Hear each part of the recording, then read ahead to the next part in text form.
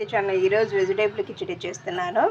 ఎర్రకందిపప్పు ఇవి తీసుకోవాలి. ఎర్రకందిపప్పు, ఈ పెసరపప్పు తీసుకోవాలి.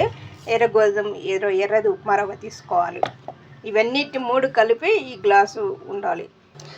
ఇందులో బీన్స్, క్యారెట్, ఆలు, క్యాప్సికమ్ వేసుకున్నాను. ఇందులో పట్నాలు, గోబీ కూడా వేసుకోవచ్చు. వేసుకొని ఇవి ఒక 4 విజిల్ వచ్చేంత వరకు ఉడికించుకున్నాను. ఇది మెత్తగా ఎనుపుకోవాలి.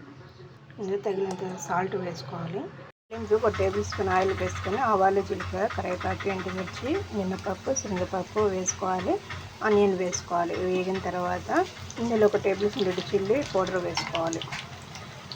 మెత్తగా లేకుండా ఈ విధంగా ఒకలుగా మెతుక్కోవాలి. కొన్ని వాటర్ పోసుకోవాలి. ఇప్పుడు మనము అందులో వేసుకోవాలి.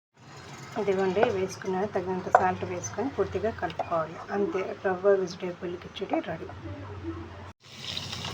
కిచిడీలోకి ఎగ్ కర్రీ చేస్తున్నాను. ఒక టేబుల్ స్పూన్ ఆయిల్ వేసుకొని ఆవాలు వేసుకొని కరివేపాకు వేసుకోవాలి. సన్నగా తరిగిన ఆనియన్ ఇలా వేసుకొని అవి వేగిన తర్వాత అల్లం వెల్లుల్లి పేస్ట్ వేసుకోవాలి. మిరపకాయలు వరకు వేసుకోవాలి. ఎగ్ తీసుకొని ఇలా ఇట్లా 4 ముక్కలుగా ఇలా కట్ చేసుకొని ఇలా వేసుకోవాలి. ఇది కొంచెం బ్రౌన్ కలర్ వచ్చేంత వరకు వేసుకోవాలి. ఇలా బ్రౌన్ కలర్ వచ్చింది. ఇప్పుడు ఇందులో రెడ్ చిల్లీ, గరం మసాలా, ధనియాల పొడి వేసుకోవాలి. పసుపు వేసుకోవాలి. తగినంత సాల్ట్ వేసుకోవాలి. ఇదిగోండి ఇలా అన్నీ వేసుకొని బాగా స్మెల్ పోయేంత వరకు బాగా వేయించుకోవాలి. ఇలా అన్నీ వేగినాయి. చివరిగా కొత్తిమీర వేసుకోవాలి. అంతే, masala egg ready. Egg masala ready. ఇది చపాతీలో తినచ్చు, వండిగా ఇట్లయినా స్నాక్స్ టైప్ లాగైనా తినేయచ్చు.